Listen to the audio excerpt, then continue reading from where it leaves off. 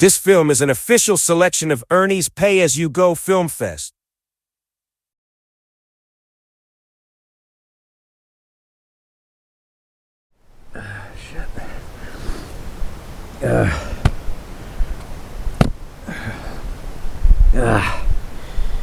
Oh, man. Me.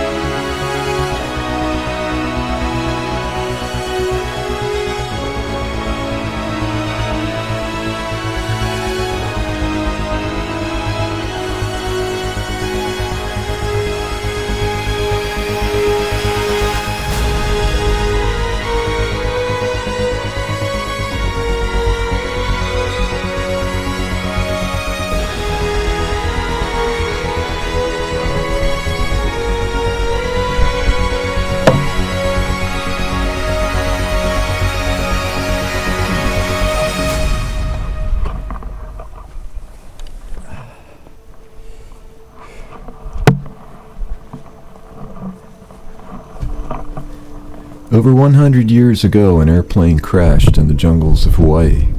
Since then, the wreckage has lain where it crashed, all but forgotten. The airplane was a Curtiss R-6, manufactured by the Curtiss Airplane and Motor Company. None survive today, except for one. My name is Mark, and I'm on a mission to find and recover the last Curtiss R-6.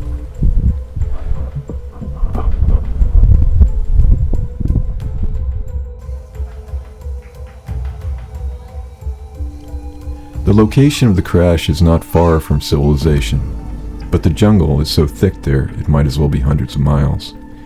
It is so remote that no human has ventured here for at least 100 years. The jungle lies untouched, aside from a proliferation of feral pigs, but their kingdom is a mere fiefdom to the true ruler of this place. Her name is Madame Pele, and this is her backyard.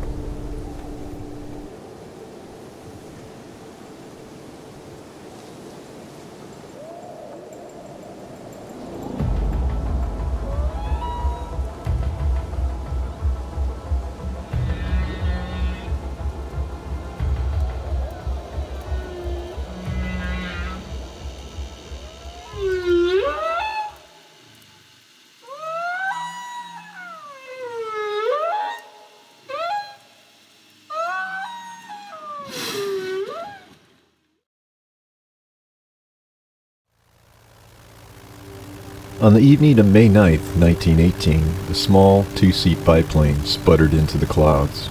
Without the ability to fly and navigate in the blind, the pilot, Major Clark, and the mechanic, Sergeant Gray, were in a dire situation.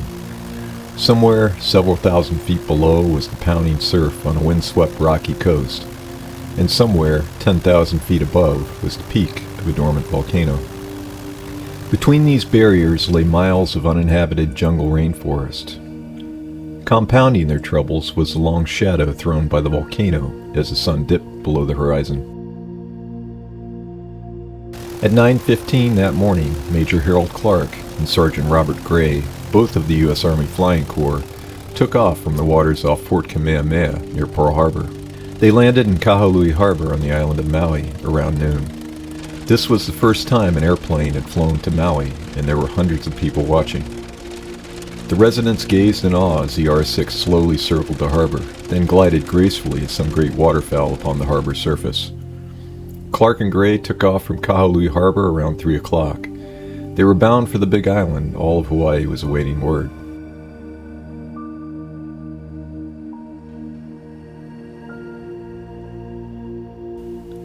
Then they disappeared.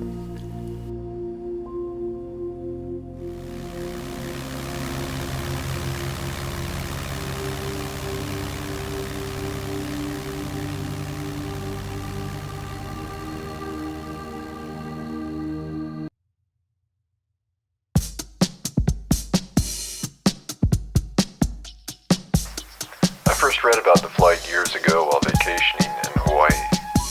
Obsession, obsession, obsession.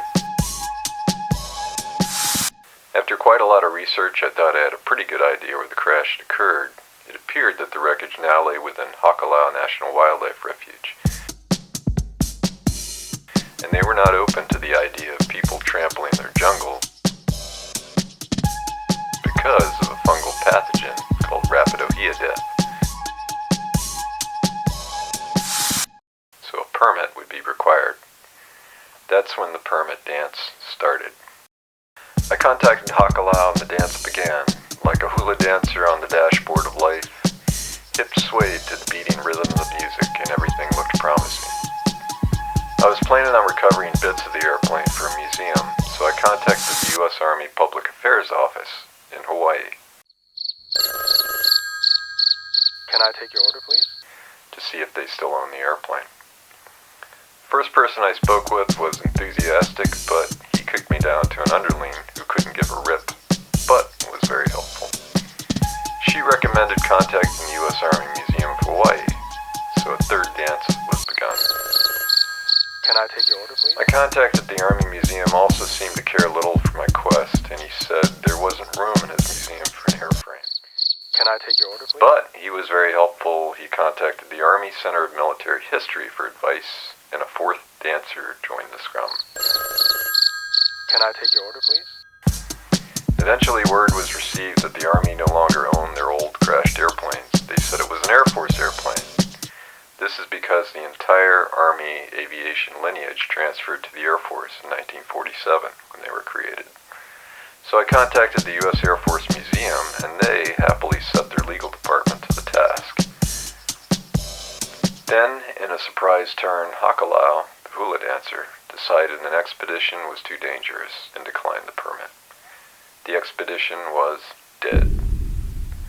Shortly after this, the Air Force responded. They had no interest in the airplane.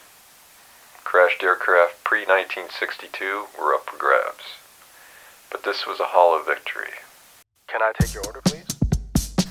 I decided, what the heck, I'll go anyway.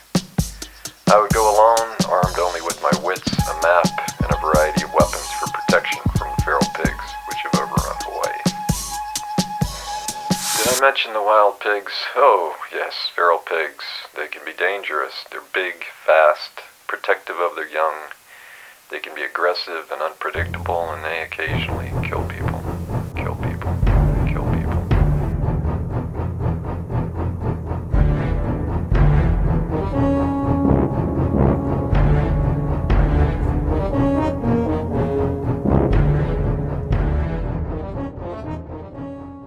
Well, I never was a good dancer. Clark and Gray were last reported seen over Kahala on the northern tip of the Big Island before they disappeared. The Maui News reported, word reached Maui last night that up to 10:30 o'clock, Major Clark had not reached Hilo. The naval authorities in Honolulu were busy all night with the wireless trying to locate the missing aviator and his assistant. All of Hawaii was searching for the lost birdman. The Army, National Guard, police, cowboys of the Hawaii ranches, and the Japanese fishing fleets were combing the island and surrounding waters. But nothing was found.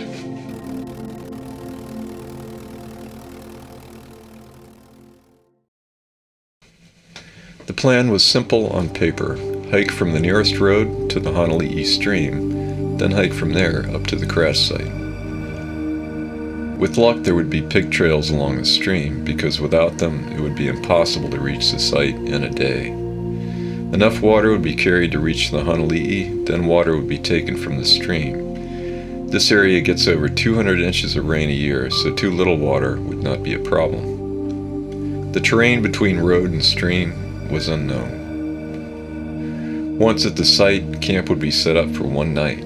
The next day, I would hike down. Granted, it was a long shot.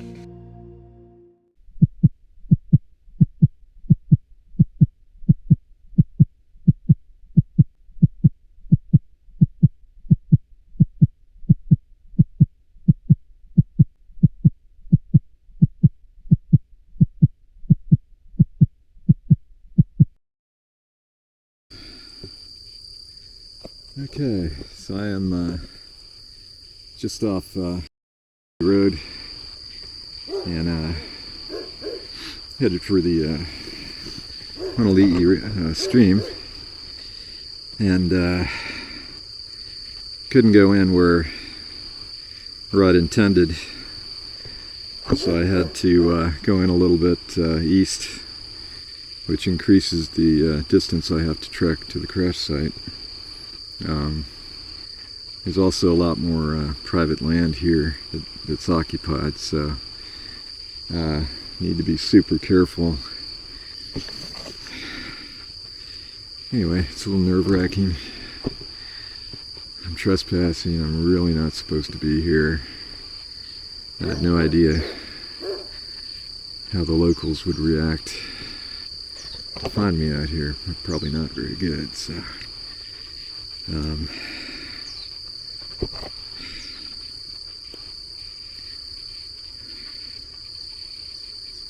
so here we go. Kind of crazy. This is really crazy. This is the dumbest thing I've ever done, easily.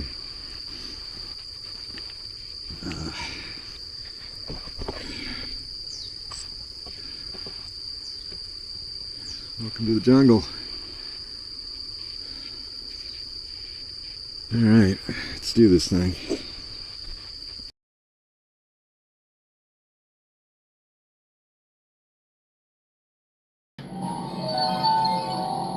Hear your fortune from Zoltar. Dream as if you'll live forever. Live as if you'll die today. That's right, you must live your days as if they were your last. Because one day they will be. You know what I mean.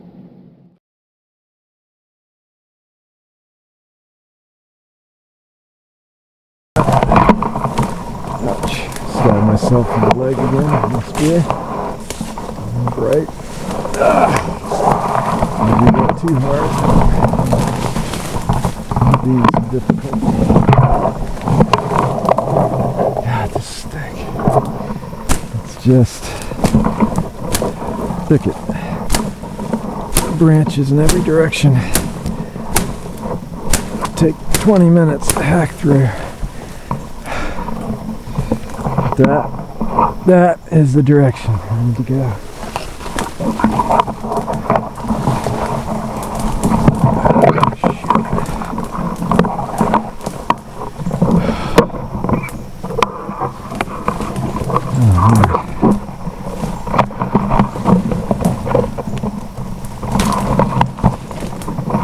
Looks like a trail.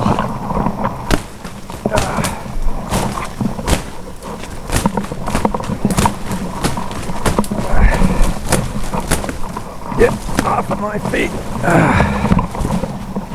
Hung up. It's machete. Dull. Shit. Come on. Let go of me.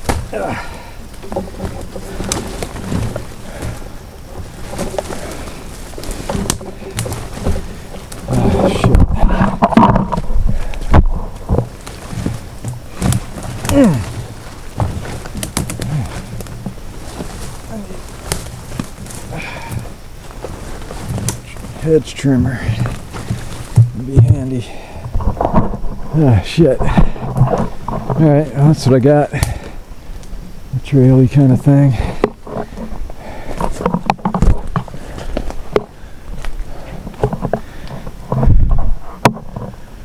Okay. And now I'm headed west.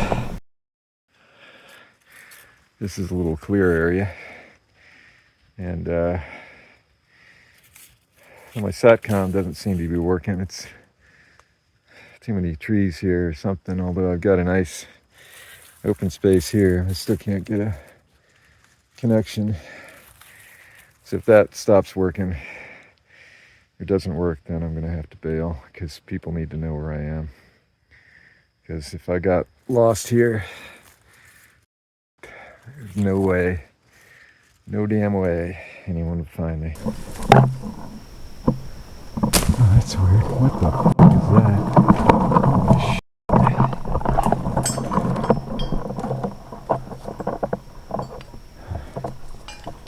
That looks like pigs or something.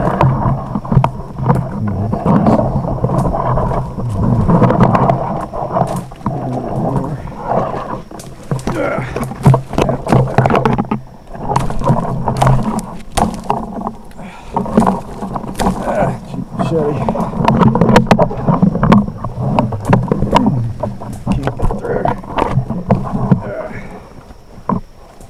Shit. Come on, you mutt.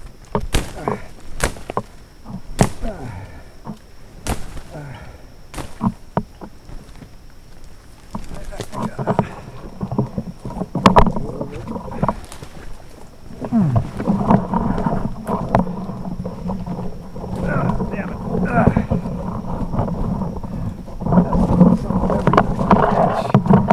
Catch your feet. Stop you cold or trip you. Shit. Some scat. Yuck, yuck. I assume that's pig.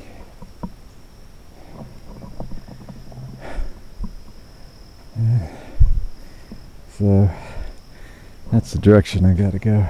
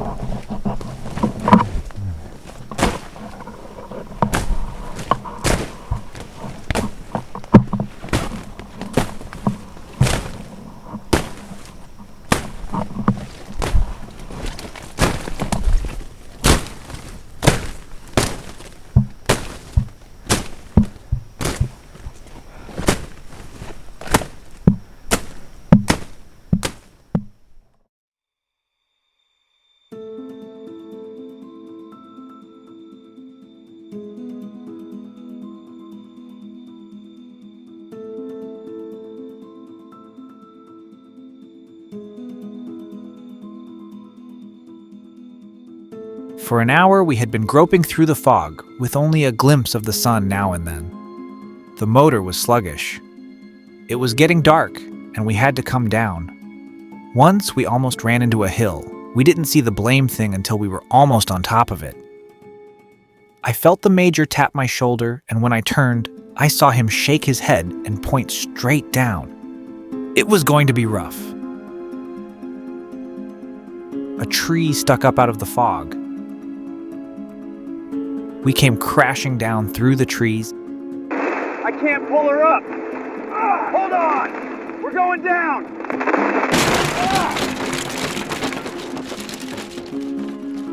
I wasn't hurt, and as soon as I could unbuckle my safety belt and work myself free, I climbed out onto the ground. These machines are built awful light behind, and the weight of the forward works had just telescoped the cowl around the major's neck. He was all right, though. Well, I got him out at last. I worked to strut out by cutting the wire and pulling the cotter pins. It was raining and we had no food and no fire. We left the next morning. We hiked until we came to a stream. I tell you, that was awful country. Just a morass. Everything water-soaked, everything rotten. I figured about 2 hours of that stuff would just about pull our corks.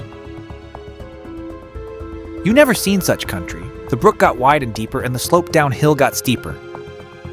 Then came the waterfalls. Some of them we could climb around, and some of them we had to climb down. The major kept plunging ahead downhill. He set an awful pace. That night we had no fire. Neither of us got any sleep.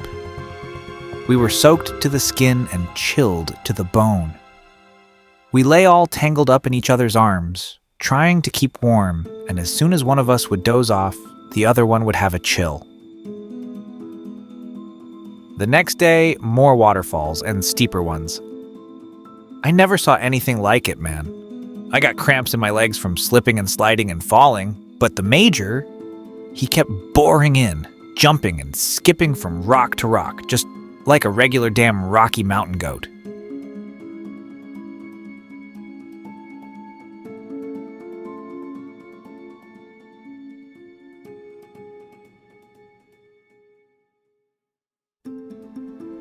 Along about 10 o'clock, the major says, "There's the first sign of civilization."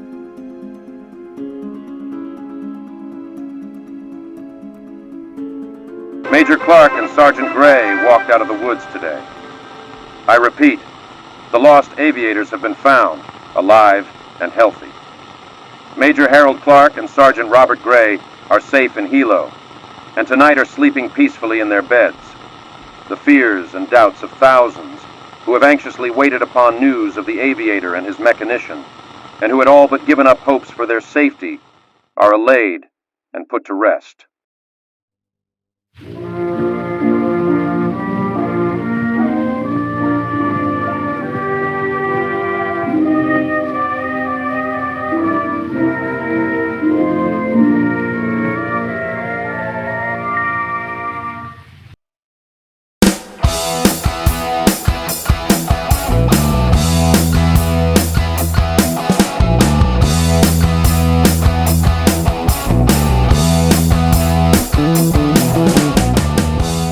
Soon after Clark and Gray walked out of the jungle, the Army started planning on what to do next.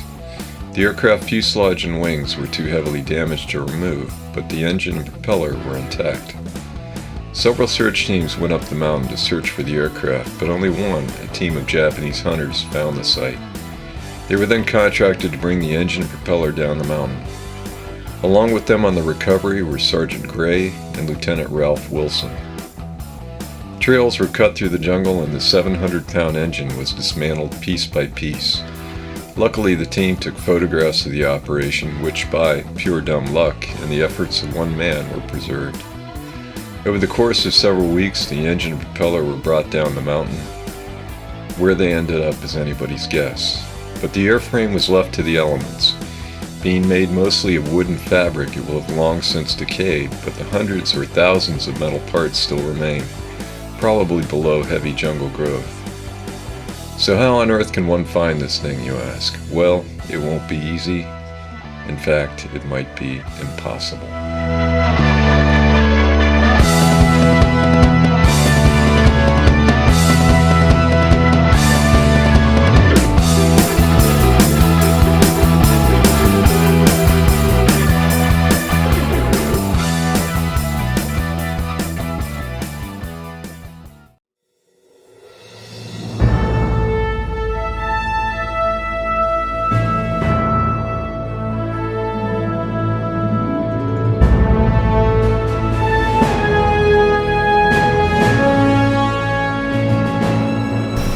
If it's a natural pig trail, if it's human.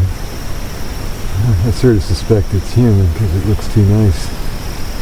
But I'm going to go that way because that's the best route. So the Honolulu is that way.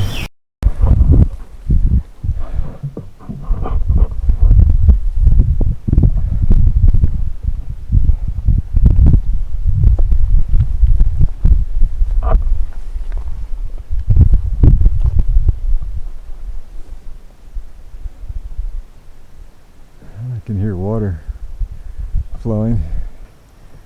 Oh yeah, there's something. There's a river there. I wonder if that's the Honolulu. Let's see. Wow. Yeah, I don't know if you can see it. There's a steep valley there. Flowing water. Big time flowing water. Yeah, it looks steeper than shit. In fact, whoa, I'm sinking in. There's something there. So that might be the Honolulu. Holy f***, man. I'm not going down there. Shit. I'm not going down there. Okay, well.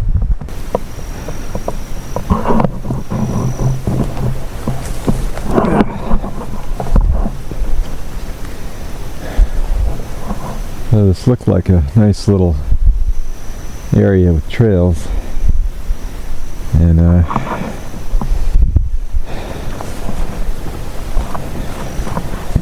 need to go, let's see, need to go that way. It's getting really thick. Jesus. Alright, I think that was not so good. Let's go back.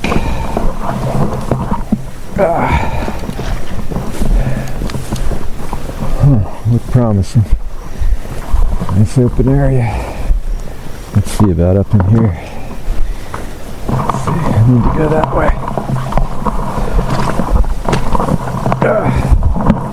Shit. That gets stuck again.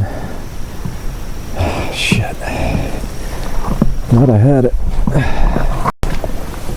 It's not looking that way. That's the way I came from. So maybe I could get up through these trees here. Let's check it out. See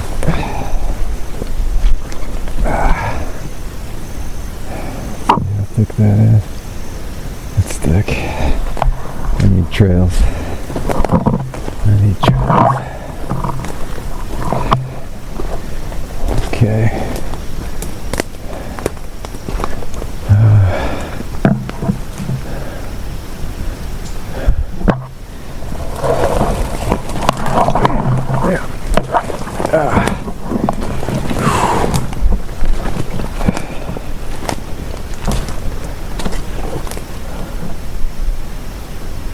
Man. Yeah.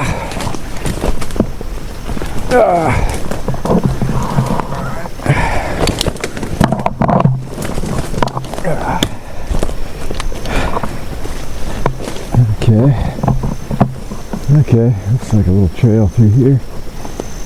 So, shit, this looks really thick. Alright, I think I'm gonna have to shut off the camera. See if I can get through this.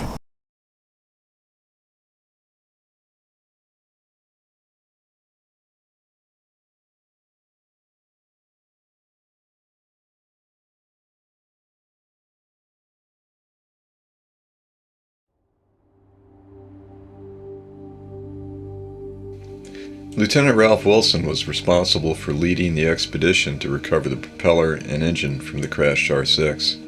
As fortune would have it, he assembled several scrapbooks which he passed down to his daughter, Mary Louise. Mary Louise gave the scrapbooks to her friend Charlie, an aviation and history enthusiast, and Charlie posted photos of them on the internet. This is how I learned of this interesting connection to the flight. The scrapbook contained original photographs and was made with fabric, wire, and turnbuckles from the crashed airplane.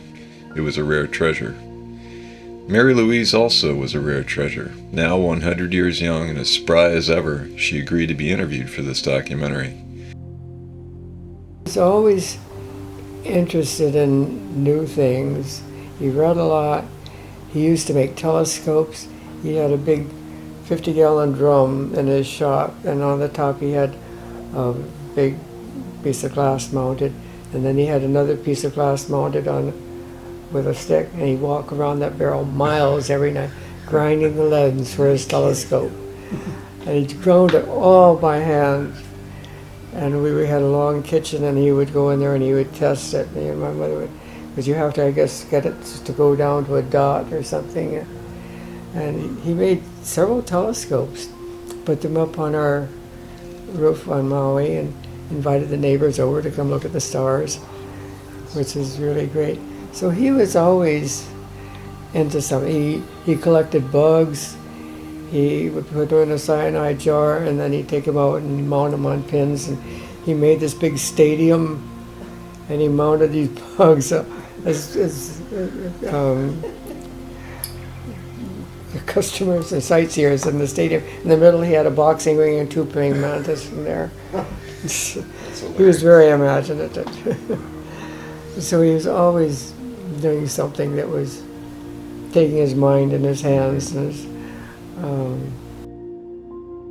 so he was always very curious, and I don't know how he has association with the Hilo group, why he was up there. I don't know that part, why he got to go to visit the plane site. I wish I knew more about that. Yeah. Did he talk at all about the He never did. plane crash? However, I had the books I gave to Jeff, and I really knew very little about them. I just knew that was my dad's picture by this crazy plane, this unusual looking plane. But I didn't know where it was. I didn't know anything about it. And unfortunately, I never asked it because when we moved, everything was put in trunks, and I never really, Right. they were stored away. I never had anything tangible to say, well, Dad, what's this, you know? Right. So I wish I did know more. Jeff probably knows more than I do about it.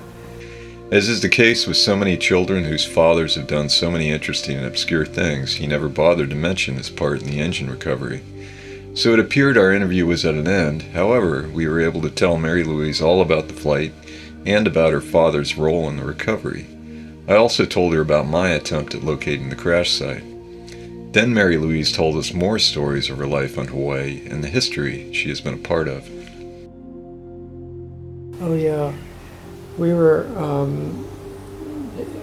the two dorms, the boys' dorm and the girls' dorm, joined forces in Dole Hall, where we all had our meals. And my boyfriend and I were sitting on the steps outside of Dole Hall just on Sunday morning, just chatting. Saw these planes flying around. Oh, they're having odd maneuvers today, really strange kind of maneuvers. And then we found out it wasn't maneuvers, it was real. We were all told we had to leave immediately. And that's when I said I went to stay with my friend. But and then there was something dropped on campus that night, whether it was a bomb or whether it was an anti-aircraft shell, I don't know for sure. And that was really kind of scary. But then that's when we all had to really move away.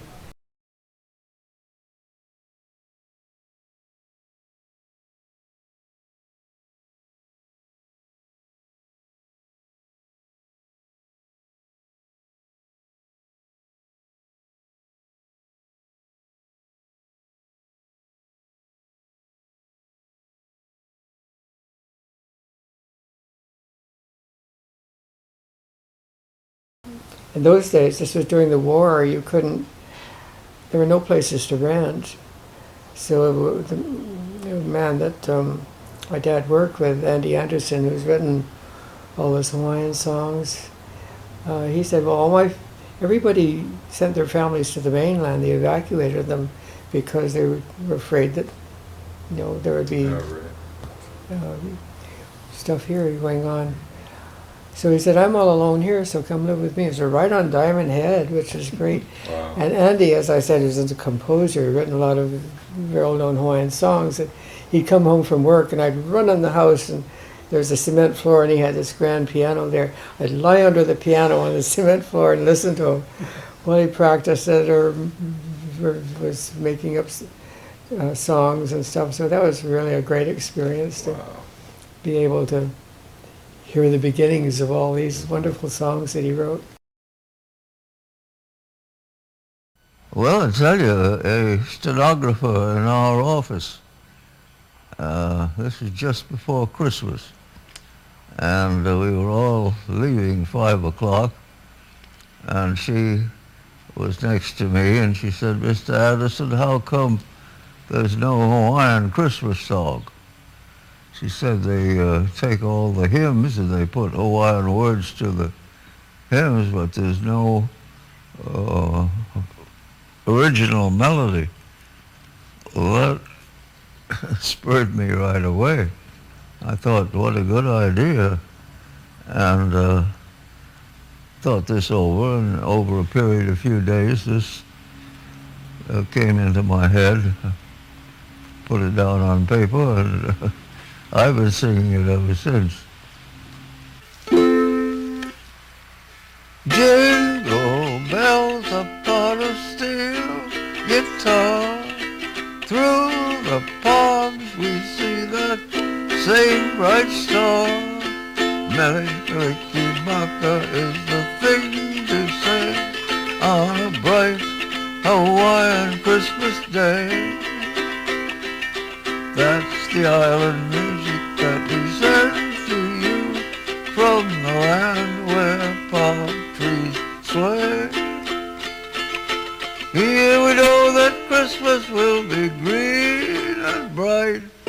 sun shine by day, all the stars at night. Merry Kalikimaka is a wise way to say Merry Christmas to you.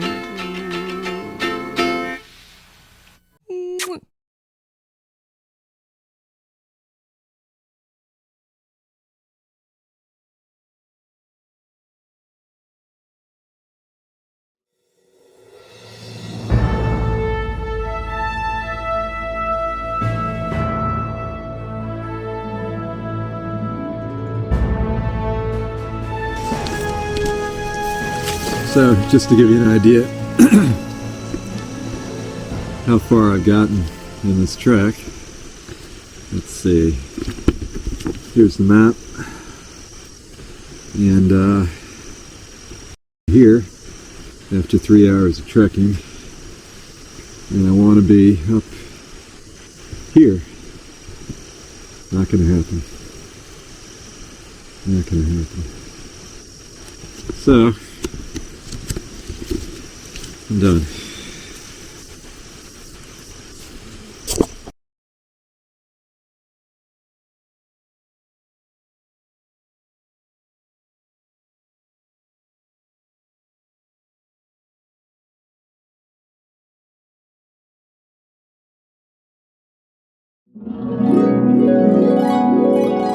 Here's your fortune from Zoltar. Madame Pele is requesting that you leave her volcano. She has booked you United Flight 4175, which leaves in 6 hours. An Uber will pick you up by the road. There's an old house over here, and I've been out here for too long, almost 6 hours, and at least half of that was trying to get back, and it's just too thick. So there's a house. I don't know if it's occupied. Doesn't look that way.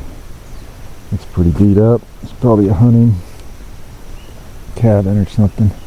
I'm gonna go there and see if I can find a way out. So yeah, it's time. It's time to do whatever I need to do to get out of here. So I'm gonna give this a shot. Hopefully, if there's somebody there, they're friendly. We'll see. This could go badly. Fuck.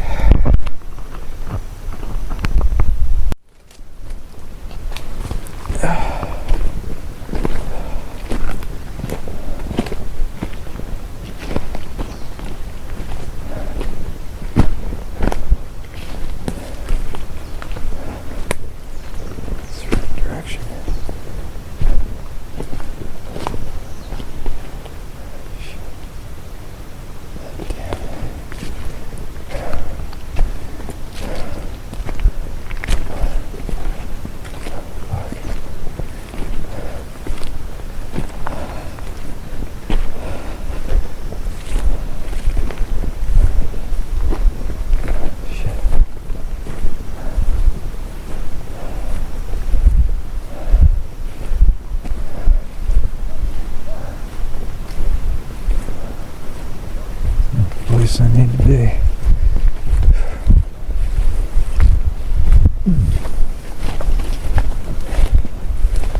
It's okay. That was really spooky. Place looks abandoned. At the same time, it looks lived in.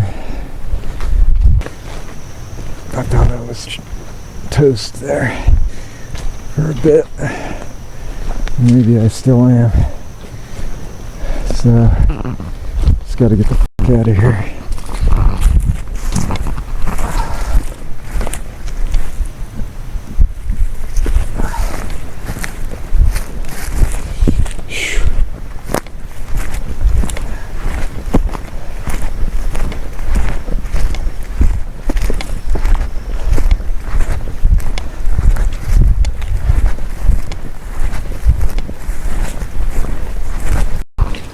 Now I see the road down there.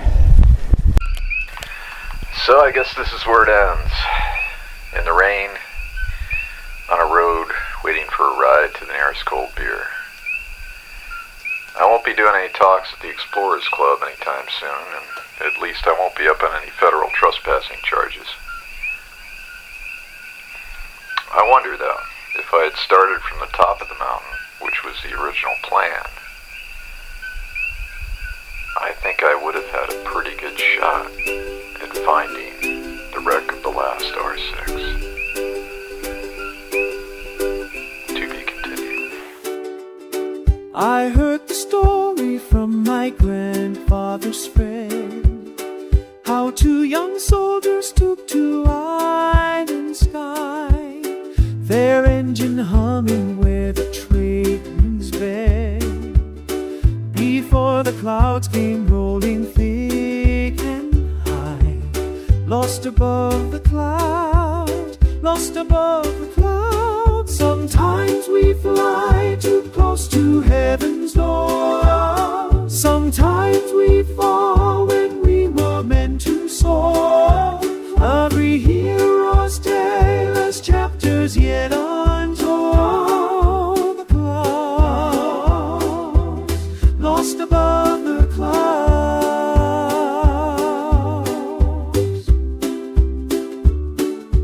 From Pearl Harbor Bay to Maui's distant shore, they carry dreams on metal wings and prayer. But weather turned and visibility tore away their compass points in mountain air. Lost above the clouds, lost above the clouds. Sometimes we fly too close to heaven's door, sometimes we fall when we were meant to soar. Every hero's tale has chapters yet untold. The clouds, lost above the clouds. Now let me tell you about that rainy night when everything went sideways in the fight between man and nature, steel and stone. Two souls finding they were not alone in the belly of that big island beast where the lava once flowed from west to east. Major Clark and Gray, they walked the line between survival and the end of time, through the ferns and roots and muddy ground, following each creek and water sound, down the slope where Pele used to dance, giving hunger and fatigue no chance to steal their will or break their stride, with the Mount Spirits as their guide. Every step a prayer, every breath a gift, through the valley shadows and west rails. Rain falls heavy on volcanic stone, two figures walking far from home. The island holds them in her arms, protected from all earthly harm. Sometimes we fly too close to heaven's door, sometimes we fall when we were meant to soar. Every hero's tale has chapters yet untold. The clouds, lost above the clouds, lost above the clouds, lost above the clouds, lost above. Mayday, mayday, we are losing altitude. Marvelous, we're done for.